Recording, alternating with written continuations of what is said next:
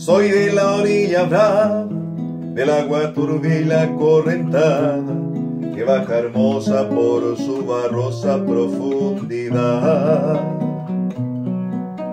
Soy un paisano serio, soy gente del remanso Valerio, que donde el cielo remonta vuelo en el Paraná.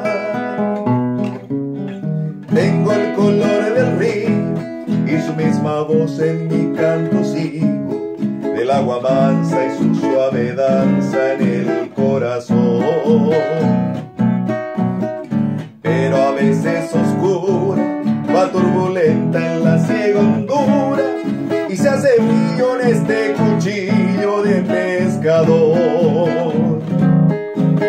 Cristo de las redes, no nos abandone, y en los espineles déjanos tus dones. No pienses que nos perdiste, es que la pobreza nos pone tristes, la sangre tensa y uno no piensa más que en morir. Agua del río viejo, llévate pronto este canto lejos, que está aclarando y vamos pescando para vivir.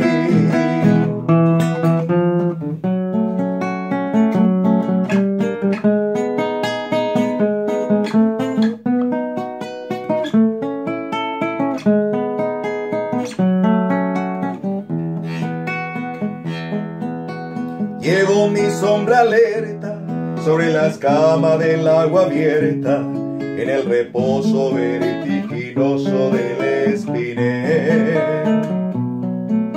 Sueño que alzó la proa, hizo a la luna en la canoa, y allí descanso y ya un remanso mi propia piel. Calma de mis dolores, ay Cristo de los pescadores, dile a mi amada que está penada esperándome, que ando pensando en ella mientras voy vadeando las estrellas, que el Dios está bravo y estoy cansado para volver. Cristo de las redes, no nos abandone, y en los espineles déjanos tus dones. No pienses que nos perdiste, es que la pobreza nos pone tristes, la sangre tensa y uno no piensa más que en morir.